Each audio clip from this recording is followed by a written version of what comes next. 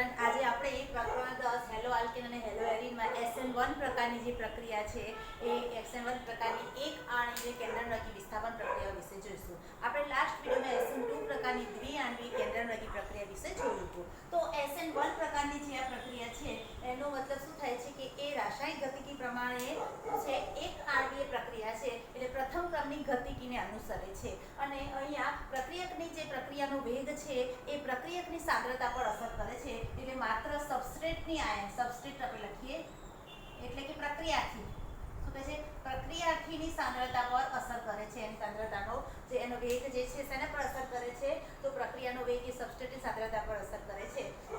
એટલે એના પર સબસ્ટ્રેટની સાંદ્રતા પર એનો આધાર રહેલો છે. બરાબર, માત્ર એક જ પ્રક્રિયકની સાંદ્રતા પર આધાર છે, એટલે એને પ્રથમ ક્રમની એક આણ્વીય પ્રકારની કેન્દ્રનળગી વિસ્થાપન પ્રક્રિયા કહે છે. અને આ પ્રક્રિયા જે છે એ કેટલા તબક્કામાં થાય છે, તો 2 તબક્કામાં થાય છે.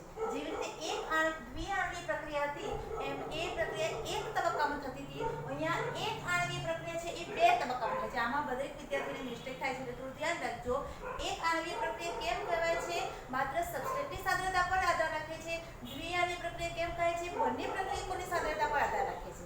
એટલે દ્વિઆણ્વીય પ્રકારની પ્રક્રિયા છે, આ એક આણ્વીય પ્રકારની છે. પરંતુ દ્વિઆણ્વીય પ્રક્રિયા 2 તબક્કામાં થાય છે અને એક આણ્વીય પ્રક્રિયા જે છે એ દ્વિઆણ્વીય પ્રક્રિયા છે એક તબક્કામાં થાય છે અને એક આણ્વીય પ્રક્રિયા એ 2 તબક્કામાં થાય છે. એટલે પહેલામાં શું થતું હતું, 2 તબક્કામાં થાય છે. બરાબર, ખાસ યાદ રાખવાનું છે. એક આણ્વીય SN1 પ્રકારની પ્રક્રિયા છે એ 2 તબક્કામાં થાય છે. 1 કેમ કહેવાય છે, એ માત્ર સબસ્ટ્રેટની સાંદ્રતા પર આધાર રાખે છે, એટલે 1 પ્રકારની છે, એટલે એક આણ્વીય છે, પરંતુ એ પ્રક્રિયા 2 તબક્કામાં થાય છે. ઓલવેઝ હંમેશા યાદ રાખજો. હવે આમાં શું હોય છે કે હવે એક તબક્કામાં થાય છે, બે તબક્કામાં થાય છે. એટલે કે પ્રથમ તબક્કામાં શું થાય છે, તો જ્યારે આ જે પ્રક્રિયા જે છે SN1 પ્રકારની એ સામાન્ય રીતે ધ્રુવીય પ્રોટીક સાથે, ધ્રુવીય પ્રોટીક સાથે પ્રક્રિયા કરે છે. ધ્રુવીય પ્રોટીક સંયોજનો એટલે ધ્રુવીય પ્રોટીક સંયોજનો સાથે પ્રક્રિયા. કેવા સંયોજનો? ધ્રુવીય પ્રોટીક કયા છે, તો પાણી H2 એ ધ્રુવીય છે, એમાં હાઇડ્રોજન H+ આયન પ્રોટીક છે પણ કેવું છે, ધ્રુવીય છે. પછી પાણી છે, આલ્કોહોલ આવશે. બરાબર, ત્યાર પછી હશે એસિટિક એસિડ. આ બધા સંયોજનો છે એ ધ્રુવીય પ્રોટીક પ્રકારના છે. એમાં આ પ્રક્રિયા એની સાથે આ પ્રક્રિયા થાય છે. ધ્રુવીય પ્રોટીક સાથે પ્રક્રિયા થાય છે. એમાં શું થાય છે કે જ્યારે સૌપ્રથમ ઉદાહરણથી હું તમને સમજાવું કે તૃતીયક બ્યુટાઇલ બ્રોમાઇડ છે, તૃતીયક બ્યુટાઇલ બ્રોમાઇડ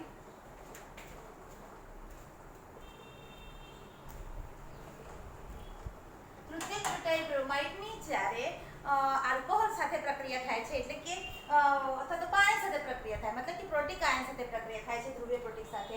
એટલે અહીં આપણે લઈએ કે OH- આયન સાથે જ્યારે પ્રક્રિયા થાય છે ત્યારે શું થાય છે કે આ તૃતીયક બ્યુટાઇલ બ્રોમાઇડ જે છે એટલે કે CH3CBr આપણે લઈએ, તૃતીયક બ્યુટાઇલ બ્રોમાઇડ જે છે એની જ્યારે આલ્કોહોલિક OH આયન સાથે પ્રક્રિયા થાય છે ત્યારે શું થાય છે કે વિસ્થાપન પ્રક્રિયા થઈ અને પ્રથમ તો 2 તબક્કામાં થાય છે. એટલે પહેલા કાર્બોકેટાયન બનશે, તેમાંથી Br જે છે એ દૂર થશે હેલાઇડ સમૂહ, અને આ જે છે તૃતીયક બ્યુટાઇલ એક કાર્બોકેટાયન બનશે. ત્યાર પછી એક કેટાયન સાથે OH- કેન્દ્રનળગી પ્રક્રિયક જે છે એની પર હુમલો કરી અને પછી એ જોડાય છે.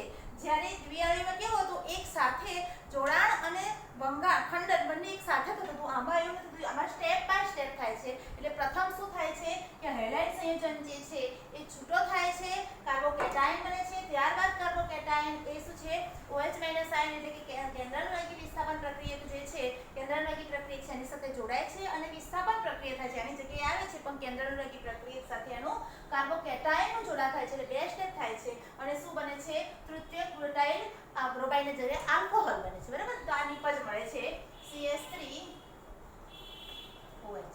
બરાબર, આ પ્રકારની નિપજ મળે છે. હવે આ પ્રક્રિયક જે નિપજ જે છે એને તમને ક્રિયાવિધિ પ્રમાણે સ્ટેપ બાય સ્ટેપ તમને સમજાવીશ એટલે ખ્યાલ આવશે કે કાર્બોકેટાયન બને છે અને પછી કાર્બોકેટાયનની કેન્દ્રનળગી પ્રક્રિયક સાથે પ્રક્રિયા થાય છે. તો કહેવાનો મતલબ એ છે કે કેન્દ્રનો આ જે પ્રક્રિયા છે એમાં પ્રક્રિયાનો આધાર શેની પર છે, આ સબસ્ટ્રેટની આની સાંદ્રતા પર આધાર રહેલો છે. એટલે આ એક આણ્વીય પ્રકારની પ્રક્રિયા છે અને આમાં શું થાય છે કે આ તૃતીયક જે છે એની ઝડપથી પ્રક્રિયા થાય છે.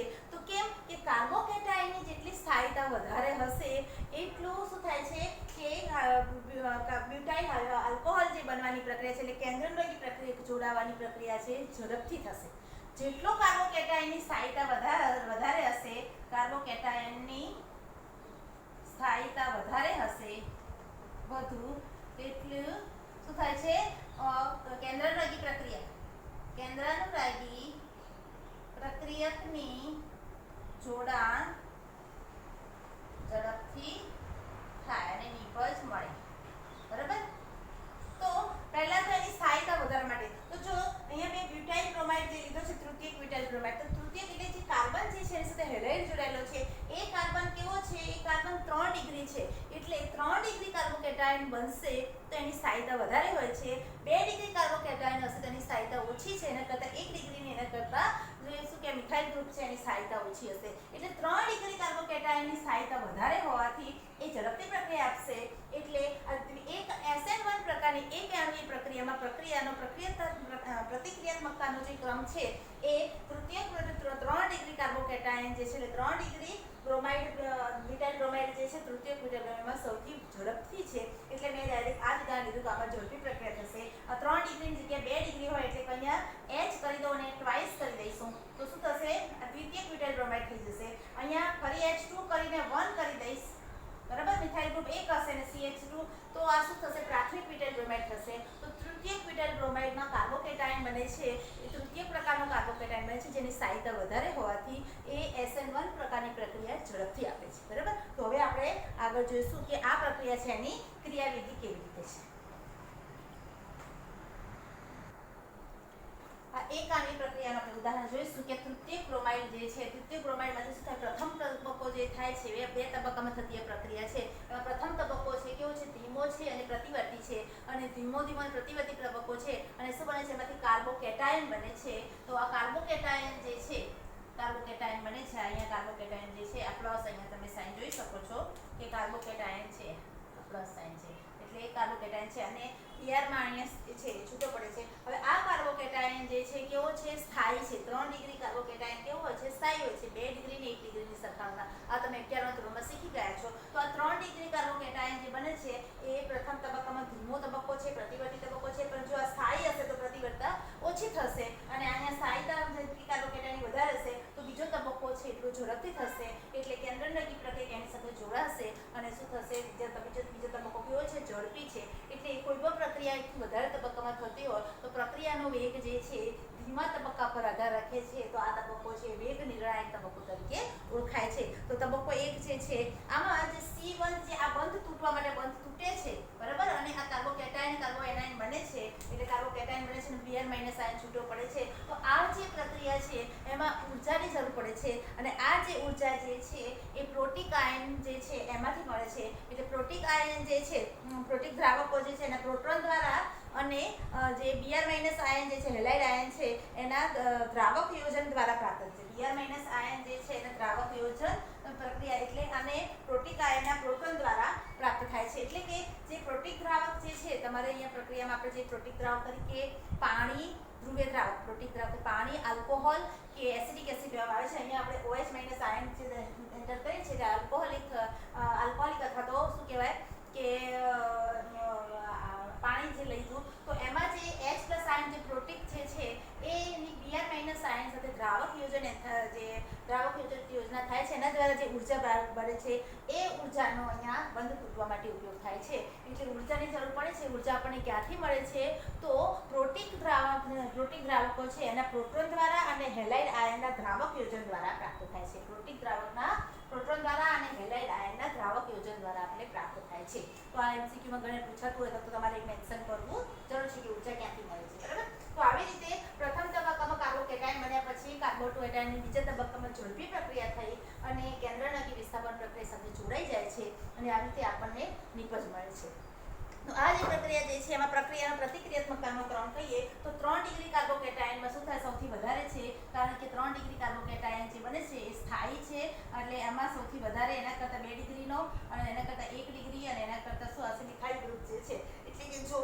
3 ડિગ્રી કાર્બોકેટાયન હશે તો આ પ્લસ આયન અહીંયા ફરી શકશે એની સ્થાયીતા વધારે હશે 2 ડિગ્રી હશે તો એની આમાં શું કહેવાય સ્થાયીતા ઓછી હશે કારણ કે મિથાઇલ ગ્રુપ છે એ શું છે ઇલેક્ટ્રોન દાતા ગ્રુપ છે એટલે જેટલા મિથાઇલ ગ્રુપ વધારે હશે આ મિથાઇલ ગ્રુપ જોડાયેલા હશે તો એ શું કરશે અહીંયા ઇલેક્ટ્રોન ઘનતા જે વધારે છે પ્લસ જે છે ઇલેક્ટ્રોન ઘનતા ઓછી છે તો આ ઇલેક્ટ્રોન દાતા સમૂહ છે મિથાઇલ ગ્રુપ એટલે એ અહીંયા પ્લસ ગ્રુપ છે પ્લસ છે કાર્બોકેટાયન છે અને મિથાઇલ ગ્રુપ એને ઇલેક્ટ્રોન આપશે એટલે અહીંયા શું કરશે એને ઇલેક્ટ્રોન જોઈએ છે એટલે સ્થાયીતા વધારશે બરાબર તો આ જે છે 3 ડિગ્રી કાર્બોકેટાયન મેગ્નેટિક પ્રતિક્રિયાત્મકતાનો ક્રમ SN1 પ્રક્રિયામાં કેવી રીતનો છે એક 3 ડિગ્રીનો સૌથી વધારે નથી 2 ડિગ્રીનો અને પછી 1 ડિગ્રીનો હોય છે જ્યારે SN2 પ્રકારની પ્રક્રિયામાં પ્રતિક્રિયાત્મકતાનો ક્રમ આનાથી ઉલટો છે 3 degree less than 2 degree less than 1 degree એવી રીતે છે તો ખાસ તમારે યાદ રાખવાનું છે કે બંનેની પ્રતિક્રિયાત્મકતાનો ક્રમ કેવો છે અલગ અલગ છે ઉલટો છે તો તમારે કઈ રીતે યાદ રાખવાનું કે 3 ડિગ્રી અહીંયા SN1 પ્રક્રિયામાં શું છે કાર્બોકેટાયન બનવો જરૂરી છે કાર્બોકેટાયનમાં 3 ડિગ્રી કાર્બોકેટાયનની સ્થાયીતા વધારે છે એટલે એની પ્રતિક્રિયાત્મકતા વધારે છે જ્યારે SN2 પ્રકારની પ્રક્રિયામાં શું થાય છે કે બહારથી આવનાર જે પ્રક્રિયક જે છે સબસ્ટ્રેટ છે એને શું થાય છે કે આ પ્રક્રિયાથી પર હુમલો કરવો છે તો એના પર જેટલા મિથાઇલ ગ્રુપ વધારે હશે એટલો અવરોધ વધારે હશે તો એ ઝડપથી જોડાઈ શકશે નહીં એટલે જેટલા મિથાઇલ ગ્રુપ ઓછા હોય એટલે કે 3 ડિગ્રી કરતાં 2 ડિગ્રીમાં ઓછા 2 ડિગ્રી કરતાં 1 ડિગ્રીમાં ઓછા હોય એટલે અને 1 ડિગ્રી કરતાં જેમ 3 હાઇડ્રોજન સમૂહ એટલે કે મિથાઇલ સમૂહ જો હોય એટલે કે 3 જગ્યાએ હાઇડ્રોજન જોડાયેલા હશે તો એને અવરોધ ઓછો નડશે તો એમાં પ્રતિક્રિયાત્મકતા વધારે હશે બરાબર તો આ ખાસ યાદ રાખવાનું આવી રીતે કે SN1 અને SN2 માં પ્રતિક્રિયાત્મકતાનો ક્રમ કેવી રીતનો છે આ ઉપરાંત આપણે આના પર એટલું નક્કી કર્યું કે જેમાં કાર્બોકેટાયનની સ્થાયીતા વધારે છે એમાં શું થાય પ્રતિક્રિયાત્મકતા SN1 પ્રકારની પ્રક્રિયામાં વધારે છે તો એ 3 ડિગ્રીમાં સ્થાયીતા વધારે છે એટલે 3 ડિગ્રીમાં શું થાય છે એની પ્રતિક્રિયાત્મકતા વધારે છે એવી જ રીતે બીજું એક ઉદાહરણ લઈએ આપણે કે એલાઇલિક અને બેન્ઝાઇલિક કાર્બન જે છે એલાઇલિક અને બેન્ઝાઇલિક હેલાઇડ એલાઇલિક અને બેન્ઝાઇલિક હેલાઇડની વાત કરીએ તો એલાઇલિક અને બેન્ઝાઇલિક હેલાઇડમાં આપણે ઉદાહરણ લઈએ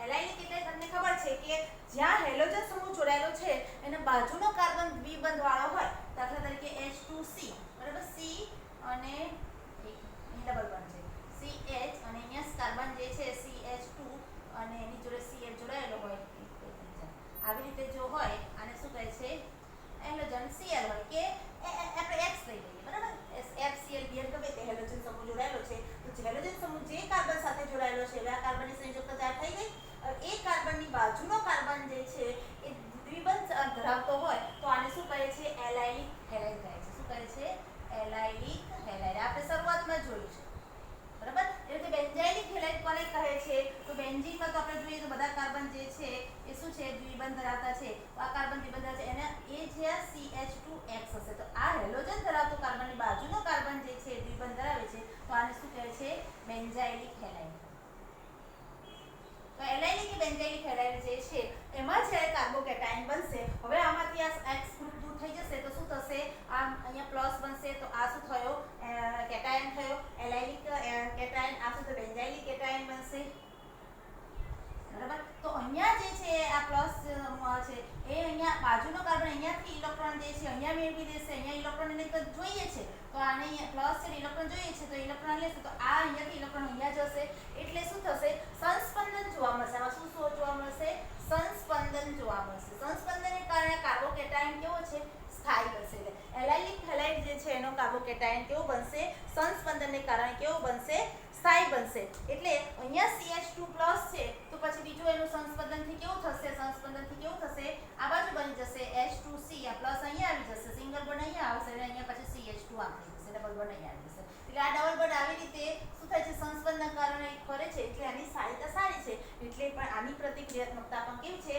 SN1 પ્રક્રિયા માટે કેવી છે ઊંચી પ્રતિક્રિયાત્મકતા ધરાવે છે કહેવાય એટલે એ ઝડપથી પ્રક્રિયા કરે છે પ્રતિક્રિયાત્મકતા કેવી છે એની ઊંચી છે એવી રીતે બેન્ઝાઇલિક હેલાઇડની વાત કરીએ તો અહીંયા પણ શું થશે કે સેમ આવું બેન્ઝાઇલિક હેલાઇડમાં પણ શું થાય છે કે જ્યાં પ્લસ જે છે તો એ ડબલ બોન્ડમાંના ઇલેક્ટ્રોન જે છે એ ક્યાં આવી જશે આને આપશે અને અહીંયા ડબલ બોન્ડ થઈ જશે એટલે આગળ તમે જોશો તો કે આ બેન્ઝીન જે છે એમાં અહીંયા ડબલ બોન્ડ છે ડબલ બોન્ડ તૂટી જશે ડબલ બોન્ડ અહીંયા બની જશે બરાબર આ તો ડબલ બોન્ડ રહેશે અને અહીંયા CH2 જે છે અને પ્લસ ક્યાં બનશે તો પ્લસ અહીંયા બનશે ફરી પાછો અહીંયા પ્લસ જે છે તો એ અહીંયાથી ઇલેક્ટ્રોન એને આપશે આ બંધના ઇલેક્ટ્રોન ક્યાં જશે અહીંયા જશે અને અહીંયા ડબલ બોન્ડ જોડાશે એટલે આગળ જશો તો શું થશે ફરી સંસ્પંદન થશે અને આ બંધ જે છે અહીંયા ડબલ બોન્ડ થઈ જશે બરાબર અને આ ડબલ બોન્ડ અહીંયા રહેશે CH2 બરાબર ત્યાર પછી શું થશે કે આગળ હજી સંસ્પંદન થશે અને ફરી પાછો આ જે છે અહીંયા હવે ક્યાં જશે અહીંયા આવી ગયો. હવે પ્લસ જે છે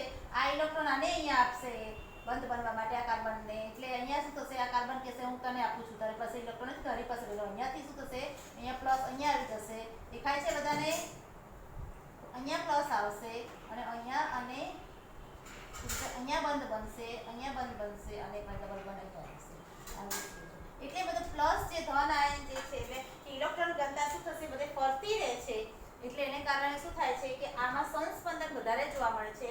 એટલે કે એલાઇલિક હેલાઇડ કે બેન્ઝાઇલિક હેલાઇડમાં સંસ્પંદનને કારણે ઇલેક્ટ્રોન ઘનતા ફરતી રહેવાને કારણે શું થાય છે કે એમાં સ્થાયિતા વધારે છે અને સ્થાયિતા કાર્બોકેટાયનની વધારે હોવાને કારણે એની પ્રતિક્રિયાત્મકતા કેવી હોય છે, ઊંચી હોય છે. તો SN1 પ્રક્રિયામાં કાર્બોકેટાયનની સ્થાયિતા વધારે એમ એની પ્રતિક્રિયાત્મકતા ઊંચી. તો આ પણ તમારે યાદ રાખવાનું છે કે 3 ડિગ્રીની કાર્બોકેટાયનની તો ઊંચી છે, પરંતુ એલાઇલિક અને બેન્ઝાઇલિક હેલાઇડની પણ શું કહેવાય કે પ્રતિક્રિયાત્મકતા વધારે છે, ઊંચી છે.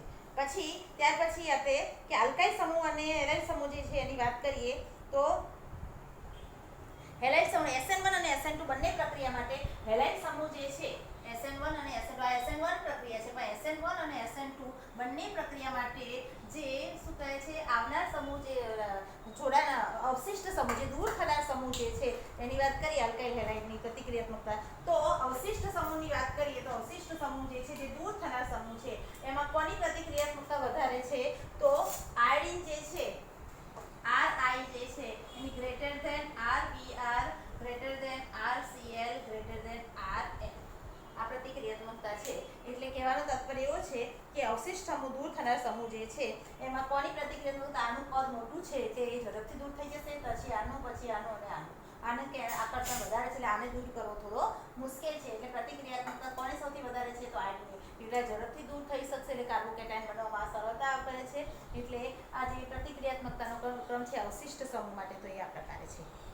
ત્યાર પછી હવે આપણે આગળ જોઈશું કે ત્રિપરિમાણમાં જ્યારે અવકાશ રચના જોવા મળે છે, થ્રી ડાયમેન્શનમાં, બરાબર. જ્યારે આ જે કાર્બનિક રસાયણમાં જ્યારે અણુની જે રચના થતી હોય છે અને 3 ડાયમેન્શનમાં 3D વિભાગમાં જ્યારે એનો અભ્યાસ કરવામાં છે તો અવકાશ રસાયણ કહેવાય એને. તો આ પ્રકારનું અવકાશ રસાયણ જે છે એમાં ચોક્કસ શબ્દો હોય છે, કિરાલિટી, કિરાલ, પ્રકાશિત ધ્રુવીયતા. તો હવે આપણે એના વિશે વાત કરીશું કે અવકાશ વિન્યાસ એનો કેવો છે, અવકાશીય સમઘટકતા કેવી છે, બંધારણીય સમઘટકતા વિશે સમજાવે. અવકાશીય સમઘટકતા શું છે અને પ્રકાશ ક્રિયાશીલતા શું છે, ધ્રુવીભૂત પ્રકાશ કોને કહે છે, આપણે સમજીશું. હવે ધ્યાન રાખજો, હવે આપણે આગળ એ ટોપિક જોઈશું. પ્રકાશ ક્રિયાશીલતા, કેન્દ્રનળગી વિસ્થાપન પ્રક્રિયાનો અવકાશ રસાયણ દ્રષ્ટિકોણ. શું લખ્યું છે, કેન્દ્રનળગી વિસ્થાપન પ્રક્રિયાનો અવકાશ રસાયણ દ્રષ્ટિકોણ. એટલે કે આપણે કેન્દ્રનળગી વિસ્થાપન પ્રક્રિયા જે છે એમાં કાર્બનિક રસાયણની જે શાખા છે એમાં સંયોજનનો ત્રિપરિમાણીય બંધારણનો અભ્યાસ કરવામાં આવે છે. કાર્બનિક રસાયણની જે શાખામાં જે સંયોજન છે એને ત્રિપરિમાણીય બંધારણનો અભ્યાસ, 3D બંધારણનો અભ્યાસ કરવામાં આવે છે. ત્રિપરિમાણીય એટલે 3D. તો એ બંધારણનો અભ્યાસ કરવામાં આવે તો તે શાખાને શું કહે છે, અવકાશ રસાયણ વિજ્ઞાન. અને હવે આપણે જોઈએ કે એમાં શું થાય છે કે બંધારણીય સમઘટકતા અને અવકાશી સમઘટકતા છે. એમાં અવકાશી સમઘટકતા વિશે જોઈશું. તો એમાં વિવિધ શબ્દો જે છે એમાં પહેલા આપણે જોઈશું કે સમતલીય ધ્રુવીભૂત પ્રકાશ એટલે શું.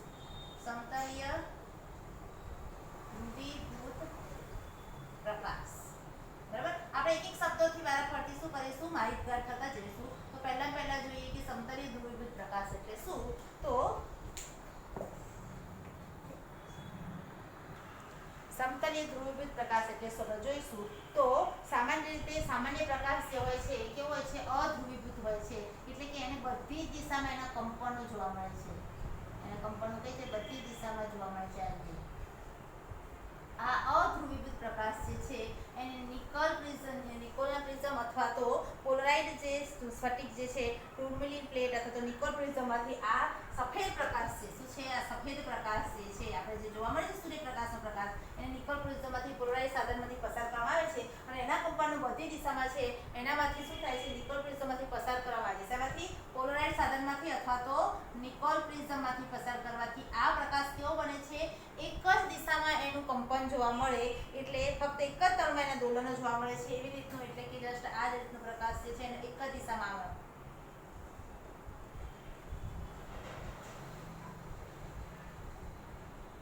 એક જ દિશામાં શું કહેવાય છે, કંપનો. એક જ દિશામાં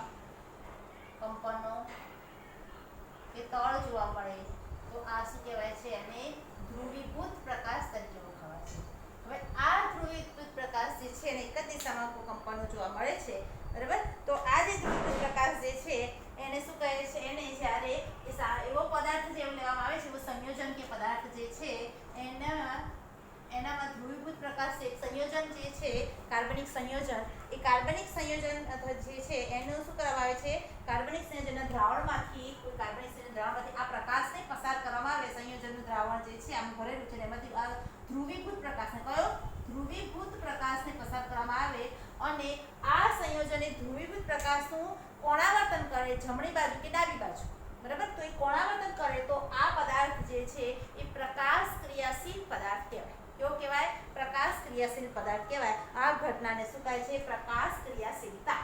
શું કહે છે? પ્રકાશ ક્રિયાશીલતા. શું કરે છે?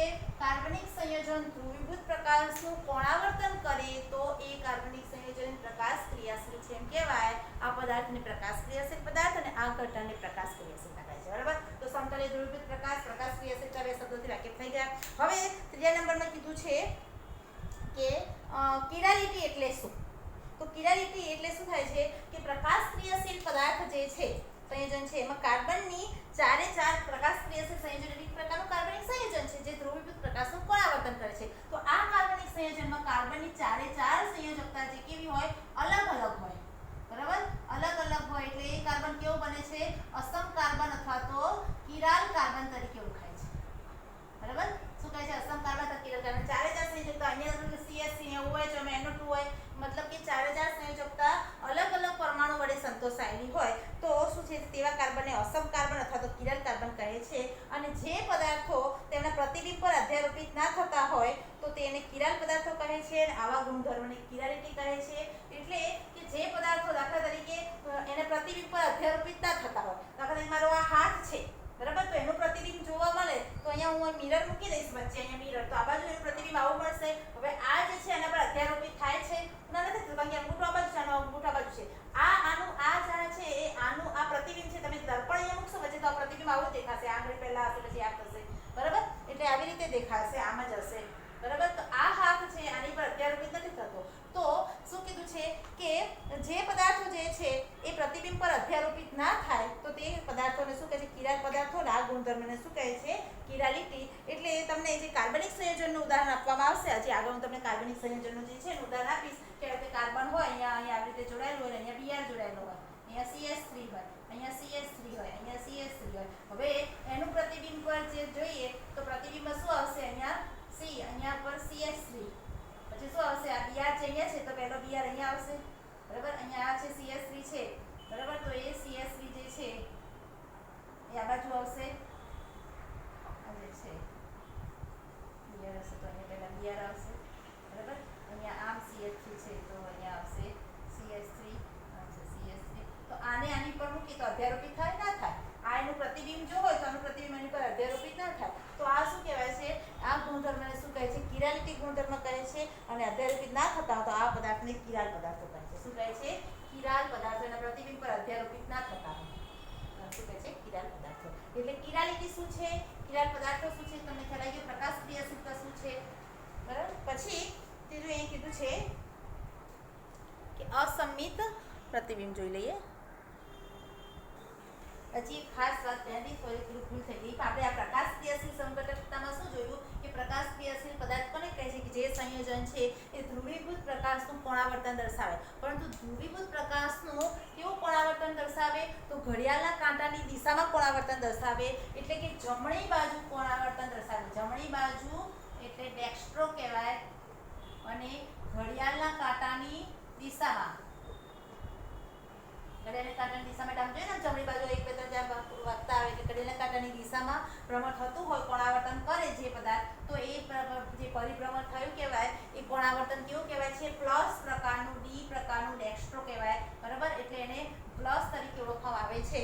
તો આ ડેક્સ્ટ્રો પ્રકારનું. અને આ જે કોણાવર્તન જે ડાબી બાજુ થતું હોય, ડાબી બાજુ લીવો પ્રકારનું, બરાબર. અને ઘડિયાળના કાંટાની વિરુદ્ધ દિશામાં થાય તો એને માઇનસ તરીકે ઓળખવામાં આવે છે આ પરિભ્રમણને. એટલે આ પ્લસ અને માઇનસ પરિભ્રમણ પરથી તમે આના પરથી ખ્યાલ આવશે. અને બીજું કે કહેવાનો મતલબ એ છે કે આ જે પરિવર્તન જે કોણાવર્તન થાય છે એનું માપન પોલરીમીટર સાધન વડે મપાય છે. પોલારીમીટર સાધન, મીટર સાધન એટલે એમસીક્યુમાં ઘણી વખત પૂછાતું હોય તમને ખ્યાલ હોવો જોઈએ કે પોલારીમીટર સાધન વડે શું થાય છે કે આ જે પ્રકાશ ક્રિયાશીલતા છે એનું કેટલું કોણાવર્તન થયું એટલે પ્રકાશ ક્રિયાશીલતા માપવાનું સાધન છે. ત્યાર પછી આગળ આવે છે કે દક્ષિણી ભ્રમણ ભ્રમણ આપણે સમજાવી દીધું. એટલે પ્રકાશ ક્રિયાશીલ સમઘટકો છે એ લીવો અને ડેક્સ્ટ્રો બંને પ્રકારનું જે ભ્રમણ દર્શાવતા હોય તો એ બંનેનું મિશ્રણ એક જ સંયોજનમાં જોવા મળે તો એ રેશમિક પ્રકારનું મિશ્રણ જોવા મળે છે. એટલે ઘણી વખત એવું થાય છે કે બંને પ્રકારનું કોણાવર્તન જોવા મળે છે અને બંને પ્રકારનું કોણાવર્તન ધરાવતા સંયોજનો છે એ મિક્સ થયેલા હોય છે. તો એ વખતે એની શું થાય છે ધ્રુવીભવન ત્યાં શૂન્ય થઈ જાય છે. એટલે એ વખતે શું થાય છે આ પ્રકાશ ક્રિયાશીલ સમઘટક છે ડેક્સ્ટ્રો અને લીવો બંને પ્રકારનું જો એમાં 50-50% પ્રમાણમાં એનું બંને પ્રકારનું કોણાવર્તન જોવા મળશે તો શું થશે કે એ રેશમિક મિશ્રણ તરીકે ઓળખાય છે. બરાબર. તો આવું રેશમિક મિશ્રણ જે છે 50-50%નું બંને પ્રકારનું વ્યુત્ક્રમણ જોવા મળે તો એમાં એ પ્રકાશ કેવો થઈ જાય છે એ નિપજ છે પ્રકાશ અક્રિયાશીલ થઈ જાય છે. કેવો થઈ જાય છે પ્રકાશ અક્રિયાશીલ થઈ જશે. અક્રિયાશીલ કારણ કે લીવો અને ડેક્સ્ટ્રો બંને સરખા પ્રમાણમાં હોય જમણી બાજુના એટલે પરિણામી એની ધ્રુવીયતા શું થઈ જશે શૂન્ય થઈ જશે એટલે પ્રકાશ અક્રિયાશીલ પ્રકારનું શું કહેવાશે એનું કોણાવર્તન જોવા મળશે. પ્રકાશ અક્રિયાશીલ પદાર્થ બને છે. પછી ત્યાર પછી નવો એક શબ્દ જે છે હું તમને વાત કરતી હતી કે ક્રિયાશીલતાની વાત તમને સમજાવી દીધી. ડેક્સ્ટ્રો લીવો શું છે સમજાવી દીધું. બરાબર. મધ્યસ્થ કાર્બન છે અસંમિત કાર્બન. હા. અને ત્યાર પછી આવે છે નવો ટોપિક જે છે કિરાલ કાર્બન એટલે તમને સમજાવી દીધું. હવે કહેવાનું હતું કે હા કિરાલિટી અને જે કિરાલિટી કાર્બન છે એના ઉદાહરણ આપવાના હતા. તો પ્રોપેન 2 તમારી બુકમાં જે આપેલું છે ઉદાહરણ જોઈએ આપણે કે પ્રોપેન 2 જે છે બરાબર. તો પ્રોપેન 2 માં શું થાય છે કે આ જે કાર્બન છે પ્રોપેન 2 એટલે શું થશે આ રીતે 3 કાર્બન હોય પ્રોપેન અને 2 એટલે આપણે આ રીતે લઈએ પ્રોપેન 2 કહેવાય ને બરાબર. આઈયુપીએસસી નામ. હવે એનું અવકાશી સમઘટકતામાં આપણે જોઈએ તો આ જે કાર્બન છે અહીંયા એક જગ્યાએ શું છે અહીંયા OH સમૂહ જોડાયો છે પ્રોપેન 2 અને બીજા ઉપર અહીંયા શું છે અહીંયા મિથાઇલ ગ્રુપ છે બરાબર. અહીંયા મિથાઇલ ગ્રુપ છે મેં બુકમાં આપી છે એ પ્રમાણે લઉં છું પ્રોપેન 2 અહીંયા શું હશે 1 2 3 CH3 CH3 તો અહીંયા શું હશે અહીંયા H જોડાયેલ છે અહીંયા CH આ પ્રોપેન 2 બરાબર. તો પ્રોપેન 2 માં જે કાર્બન જે છે એનું હવે શું થાય છે કે એનું પ્રતિબિંબ સમઘટક જોઈએ એટલે પ્રતિબિંબ સમઘટકમાં શું આવશે અહીંયા OH એટલે HO આપણે રીતે લઈશું બરાબર. અહીંયા C ઉપર CH3 થશે અહીંયા CH3 થશે અહીંયા H થશે બરાબર. હવે આ પ્રતિબિંબ સમઘટક છે તો આની પર અધ્યારોપિત થશો તો આ પ્રકાશ ક્રિયાશીલતા શું છે કે એની ઉપર અધ્યારોપિત કરશો તો અધ્યારોપિત થતું નથી પરંતુ આમાં કાર્બન જે છે અસમ કાર્બન છે નથી કારણ કે બે એક જ પ્રકારના સમૂહ કાર્બનની 4000 સંયોજકતામાં અલગ અલગ પ્રકારની સંયોજનોથી જોડાયેલી તો આમાં આ બંને સરખા છે એટલે શું થાય છે આ પ્રકાશ ક્રિયાશીલ સમઘટક નહીં કહેવાય. એટલે આ પ્રકાશ ક્રિયાશીલતા આમાં એટલે આ શું કહેવાશે કિરાલ અણુ નહીં કહેવાય. શું કહેવાશે અકિરાલ અણુ કહેવાશે. શું કહેવાશે અકિરાલ અણુ. પણ ઘણી વખત તમે એવું કહેશો કે આ એના પર પ્રત્યારોપિત નથી થતું આ OH છે અહીંયા OH હશે એટલે તો એને કિરાલ ના કહેવાય. પણ ના એનું જો આવું ત્યારે થાય ત્યારે શું કરવાનું ફરી 180 અંશના ખૂણે આનું કોણાવર્તન કરવાનું આનું. તો 180 અંશના ખૂણે કોણાવર્તન કરશો એટલે સીધું શું થઈ જશે આ અહીંયા CH3 આવશે અહીંયા OH આવશે અહીંયા CH3 આવશે અને અહીંયા H આવશે. હવે આ જે છે એ આનું પર પ્રત્યારોપિત થતું નથી એટલે આ શું છે અકિરાલ અણુ છે. અને બીજું એ પણ રીઝન છે કે કાર્બનની 4000 સંયોજકતા અલગ અલગ નથી એટલે પણ આ અકિરાલ અણુ છે. હવે બીજું એક ઉદાહરણ છે આ મેં શું લીધું પ્રોપેન 2 જે છે તમારી બુકમાં આપી છે પ્રમાણે હવે છે બ્યુટેન 2 ની વાત કરીએ આપણે. બ્યુટેન 2 જે છે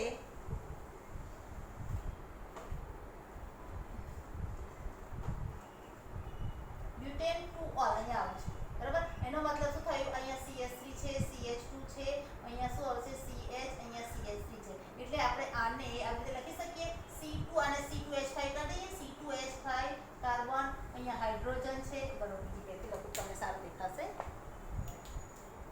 એટલે આ ઉપરોક્ત અણુ છે એનું આવી રીતે લખી શકું. આ કાર્બન લીધો એના ઉપર એક હાઇડ્રોજન છે અહીંયા OH સમૂહ છે અહીંયા CH3 છે અહીંયા C2H5 છે એટલે બધી સંયોજકતા અલગ અલગ થઈ ગઈ કાર્બનની એટલે હાઇડ્રોજન OH મિથાઇલ અને ઇથાઇલ ગ્રુપ છે એટલે શું કહેવાશે કે આમાં આ અસમ કાર્બન છે. હવે આની વાત કરીએ એનું જે પ્રકાશ ક્રિયાશીલ સમઘટકતા માટેનું પ્રતિબિંબ સમઘટક જોઈએ તો શું થશે કે અહીંયા આ કાર્બન જે એક લીધું બરાબર ઉપર CH3 લીધું અહીંયા C2H5 છે અહીંયા હાઇડ્રોજન છે અહીંયા OH છે. હવે આનું પ્રતિબિંબ હું કરીશ તો શું આવશે અહીંયા HO અહીંયા C ઉપર CH3 અહીંયા આવશે C2H5 અને અહીંયા H બરાબર. તો આ એની પર અધ્યારોપિત થતું નથી. બીજું બધી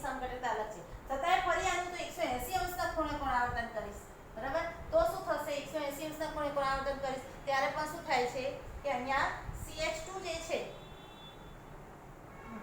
C2H5 ઉપર જતું રહેશે એટલે શું થશે 180 અંશ ખૂણો પ્રાપ્ત કરશે એટલે C2H5 અહીંયા જશે અને અહીંયા એનું પુનરાવર્તન કરશું એટલે CH3 અહીંયા આવે છે અહીંયા OH આવશે 180 અંશના ખૂણે પુનરાવર્તન કરશું એટલે આ રીતે થઈ જશે બરાબર તો શું થાય છે કે આનો મતલબ એવો છે કે તમે આ તો પણ હવે આ પ્રતિબિંબ છે આની પર અધ્યારોપિત કરશો તો આની પર અધ્યારોપિત થતું નથી એટલે આ પ્રકાશ ક્રિયાશીલ છે અને આ શું છે અસમ કાર્બન એટલે કે આ અકિરાલ અણુ છે કિરાલ અણુ છે શું કહેવાશે આને શું કહેવાશે કિરાલ એટલે બ્યુટેન ટુઓલ જે આવશે એ શું છે કિરાલ અણુ છે પરંતુ પ્રોપેન ટુઓલ હતો એ શું છે અકિરાલ અણુ છે આ અકિરાલ છે અને આ કેવો છે કિરાલ અણુ કિરાલ અણુ એટલે શું કાર્બનની ચારે ચાર સમઘટકતા અલગ હોય અને પ્રતિબિંબ સમઘટક છે તેના પર અધ્યારોપિત થતા ના હોય તો એ કિરાલ અણુ તરીકે ઓળખાય એટલે એનામાં કિરાલિટીનો ગુણધર્મ છે એવું કહેવાય જ્યારે એના પ્રતિબિંબ સમઘટકો જે છે એની પર અધ્યારોપિત કરવામાં આવે ને થઈ જાય તો એ અકિરાલ અણુ કહેવાય અને ચારે સમઘટકતા અલગ ના હોય એટલે પણ એ અકિરાલ અણુ કહેવાય બરાબર તો આપણે કિરાલિટી અને કિરાલ ગુણધર્મ શું માટે શું જોઈએ છે આપણો હાથ છે યાદ રાખવાનું એ શું છે કિરાલિટીનો ગુણધર્મ ધરાવે છે એટલે તમારે જોવાનું કે આની પર પ્રત્યારોપિત થતું નથી અંગૂઠા બાજુ છે આમ તો આ પ્રત્યારોપિત થયું કહેવાય બરાબર પણ આવી રીતે એની ઉપર ને ઉપર આમને આમ મૂકી દઈએ તો આ શું છે એટલે માટે કિરાલ અણુ છે એટલે કિરાલ અણુ માટે આપણે હાથના પંજા યાદ રાખવાના કે અધ્યારોપિત પ્રતિબિંબ છે એના પર અધ્યારોપિત ના થતું હોય અને ચારે ચાર કાર્બનની જે સમઘટકતા છે અલગ અલગ અણુથી સંતોષાયેલી હોય તો તે કિરાલ અણુ અથવા તો આ ગુણધર્મને કિરાલિટી ગુણધર્મ કહેવાય બરાબર સમજાઈ ગયું હવે તમને આટલું ચોખવટ થઈ ગઈ હવે આગળ આપણે જે છે પ્રતિબિંબ સમઘટક તો જોઈ લીધું અને બે પ્રતિબિંબ સમઘટકો જે છે એનું મિશ્રણ છે પ્રકાશીય ભ્રમણ શૂન્ય હોય છે ક્યારે કે બે પ્રતિબિંબ સમઘટકોમાં સરખા પ્રમાણમાં મિશ્રણ પ્રકાશી સમઘટક આવેલા હોય 50% પ્રમાણે લિવોન 50% પ્રમાણે ડેક્સ્ટ્રો સમઘટક કોઈ આવેલા હોય તો એવા પ્રકાશીય સમઘટકનું પ્રકાશીય ભ્રમણ કેવું થાય છે શૂન્ય થાય છે બંને 50% પ્રમાણે હોય કારણ કે પરિણામી ભ્રમણ કેવું જમણી બાજુ ડાબી બાજુ બંને બાજુ પુનરાવર્તન સરખું થાય એટલે શું થશે પરિણામી ભ્રમણ શૂન્ય થાય એટલે એવા સમઘટકોમાં શું કહે છે એમાં જે સમઘટકતા છે એનું ભ્રમણ નાબૂદ થાય છે અને આવા મિશ્રણને રેશમિક મિશ્રણ તરીકે ઓળખાવાય છે અને બંનેમાં એકબીજામાં રૂપાંતર થાય અને રેશમિક મિશ્રણ તરીકે રૂપાંતરણ તરીકે ઓળખાય છે તો રેશમિક મિશ્રણમાં શું હોય છે કે પ્રકાશ ક્રિયાશીલ સમઘટકના બંને પ્રમાણો ડેક્સ્ટ્રો અને લીવો બંને સરખા પ્રમાણમાં આવેલા હોય અને એક જ સાથે જોડાય હોય તો તેવા એકબીજામાં રૂપાંતર થતા હોય તેવા મિશ્રણને રેશમિક મિશ્રણ તરીકે ઓળખાય છે બરાબર ત્યાર પછી શબ્દ આવે છે ધારણ અને તેના પછી છે ધારણ પછી શું આવે છે પ્રકાશ ક્રિયાશીલ સમઘટકોની સમઘટિતતા છે હા એટલે ધારણ એટલે શું થાય છે કે કહેવાનો મતલબ છે કે અવકાશી કેન્દ્ર પરનો બંધ તૂટે છે અને જ્યારે નિપજ બને છે આપણે SN1 પ્રક્રિયામાં જોયું હતું કે જ્યારે SN2 પ્રક્રિયામાં આપણે શું જોતા હતા કે જે ધારણ કરે છે એટલે કે નિપજ જે છે એવો ને એવો વિન્યાસ જે પ્રક્રિયકનો વિન્યાસ હતો એવો જ વિન્યાસ નિપજ ધારણ કરે નિપજ એવો જ વિન્યાસ ધરાવે તો એ ધારણ કર્યું છે એમ કહેવાય પરંતુ જો એ વિન્યાસ બદલાઈ જાય એટલે SN2 પ્રકારમાં શું થાય છે SN2 પ્રકારની ક્રિયાવિધિ આપણે જોઈ હતી તો એ દ્વિઆંગી પ્રકારની તો એમાં શું થતું હતું કે જે નિપજ જે છે એમાં શું છે વ્યુત્ક્રમણ જોવા મળે છે એટલે જે આ બાજુ છે હેલોજન સમૂહ જોડાયેલો હતો કાર્બનની જે બાજુ એની વિરુદ્ધ બાજુ કેન્દ્રનગી પ્રક્રિયક જે નિપજ જે છે એમાં એ વિરુદ્ધ બાજુમાં અહીંયા આવતી હતી કેન્દ્રનગી પ્રક્રિયક જે આવતો હતો NU એ એની વિરુદ્ધ દિશામાં જોડાતો હતો કાર્બનની એટલે આ જે છે આનું વ્યુત્ક્રમણ આ જે છે એનું શું થાય આનું જે બાજુ હતું એના કરતાં આનું બદલાઈ ગયું એટલે શું કહેવાય છે વ્યુત્ક્રમણ કેવું થયું બદલાઈ જાય છે બરાબર અને એ જ દિશામાં હોય તો શું કહેવાય છે ધારણ કર્યું કહેવાય નિપજ છે તો આ શબ્દ જે છે ખાસ શબ્દ કારણ કે વિન્યાસ સમાન છે પરંતુ જુદી જુદી પ્રકાશીય સમઘટકતા પરિભ્રમણ ધરાવે છે OH જે છે લીવોન ડેક્સ્ટ્રો તો એમાં શું થાય છે કે વિન્યાસ કેવો હોય છે એનો સમાન હોય હા જો અહીંયા આ બાજુ CH હેલોજન છે અને વિસ્થાપન થઈ અને જો નિપજ આવે છે SN1 આ SN2 પ્રક્રિયાની વાત છે સમજો આ SN2 પ્રકારની પ્રક્રિયા છે એમાં શું જોવા મળે છે વ્યુત્ક્રમણ જોવા મળે છે કાર્બન જે છે એની આ બાજુ જે જોડાયેલો છે હાઇડ્રોજન બરાબર આ હેલાઇડ સમૂહ હતો અને એ જ દિશામાં આ હેલોજન જે છે એની વિરુદ્ધ દિશામાં અહીંયા જોડાય છે એટલે આ વ્યુત્ક્રમણ શું થાય છે બદલાઈ જાય છે આ SN2 પ્રકારની પ્રક્રિયા મેં તમને સમજાવી દીધું ખ્યાલ આવી ગયો તો આ એમાં આપણે શું થાય વ્યુત્ક્રમણ બદલાય જેના જે છે શું થાય છે બદલાઈ જાય છે એટલે જેનું ભ્રમણ જે છે આ બાજુ જે હતું એનાથી આનું ભ્રમણ વિરુદ્ધ થઈ ગયું એટલે આ વ્યુત્ક્રમણ થયું કહેવાય SN2 પ્રકારની પ્રક્રિયામાં જ્યારે SN1 પ્રકારની પ્રક્રિયા જે હતી તો SN1 પ્રકારની પ્રક્રિયામાં શું થાય છે કે હેલોજન આયન આ બાજુ જોડાયો છે એમાંથી કાર્બોકેટાયન બને છે બરાબર આ બાજુ R લઈ લઈએ તો આ બાજુ કાર્બોકેટાયન બને છે અને પછી શું થાય છે એની સાથે એ જ દિશામાં હવે એને જે કેન્દ્ર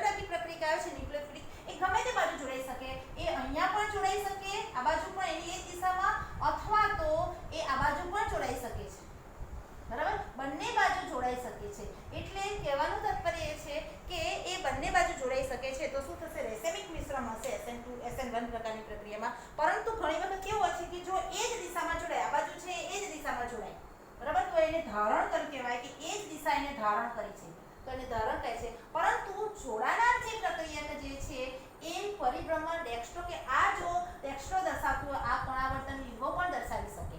એટલે આ પ્લસ હોય તો આ માઇનસ પણ હોઈ શકે, આ માઇનસ હોય તો આ પ્લસ પણ હોઈ શકે, બરાબર.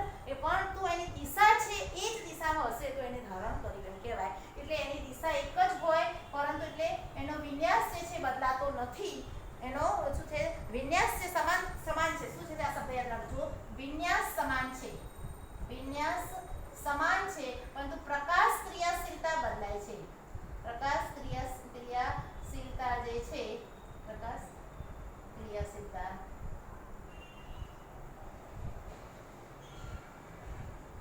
ક્રિયાશીલતા જે છે એ કેવી છે? પ્રકાશીય ભ્રમણ છે. કેવું છે? પ્રકાશ ક્રિયાશીલતા એટલે પ્રકાશીય ભ્રમણ.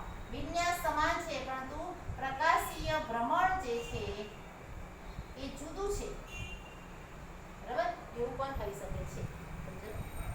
એટલે આ જો એક દિશામાં વિન્યાસ હશે તો એને ધારણ કરેલું હોય છે અને વિન્યાસ બદલાશે તો એને શું કહે છે? વ્યુત્ક્રમણ તરીકે ઓળખવામાં છે. તો વ્યુત્ક્રમણ અને ધારણ જે શબ્દ છે એ તમારે ખાસ અહીંયા ધ્યાન રાખવાનું. SN2 પ્રકારની પ્રક્રિયામાં વ્યુત્ક્રમણ થાય છે, SN1 પ્રકારની પ્રક્રિયામાં ધારણ થાય છે. સમજાઈ ગયું? હવે આપણે આગળ બીજી પ્રક્રિયા જોઈશું. હવે અહીંયા આપણો વિડીયો ટાઈમ પર વધારે થઈ ગયો છે, અહીંયા વિડીયો સમાપન કરું છું અને હવે આપણે આગળ આવે છે વિલોપન પ્રક્રિયા. તે હવે આગળ જોઈશું. Thank you. આટલું બુકમાંથી પણ જોડે જોડે વાંચતા રહેજો.